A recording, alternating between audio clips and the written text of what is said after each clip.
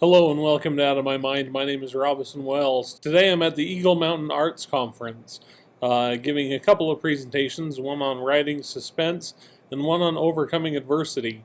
And as I gave my talk on overcoming adversity, I grossly misjudged the audience that I was speaking to, and I gave a complex, well, not that complex, but a complex analogy about football to overcoming adversity to a bunch of writers who know nothing about football. So I thought that I would explain it here a little bit better. So football, for those of you who are not aware, takes place on a field that looks like this. You are trying to get from usually around the 20-yard line on the left side to the 0-yard line on the right side. So that is somewhere around 75 to 80 yards that you have to travel. Now, the question is, who is the best running back of all time if we look at yards per carry? Now, a running back is a guy who takes the ball and runs with it. And if we look at yards per carry, that is how many yards does he run whenever he gets the ball?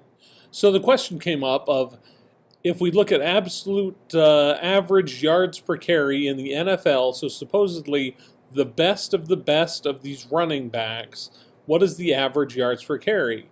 Now, some people said, well, maybe it's 30. And some people said, no, it can't be that high. It's got to be 8 or 10. And the truth is, the average yards per carry is 5.4. It was by Jamaal Charles, who plays for the Kansas City Chiefs, or did at the time. But it led to a lot of other questions, such as, are there really big, exciting plays in football? There are 12 kickoffs on average in a football game, but 6 of those are touchbacks. The other 6 are not run back. On top of that, there are things like there are 9 penalties per game, and a game that normally, or on the clock, takes 60 minutes usually takes 3 hours and 10 minutes. The whole point of this being that we like to think about our careers as writers as reaching that end point and reaching it quickly, when if we compare it to football, the average run by the very best guy is 5.4 yards out of 70, 80, 90 yards. And he just has to keep plugging away, and every once in a while there will be a long pass where you throw it and you run and you get a touchdown and it's amazing and you make Sports Center. But most of the time, those touchdowns are 2-yard runs when you're down on the end, or a little pass from 5 yards out. It also needs to be noted that of all the plays that are made in a football game, only 65% of them are actually productive. 35% of plays either get no yardage or actually lose yardage. So I don't think we need to be so hard on ourselves when we talk about writing. Writing is a process of step by step.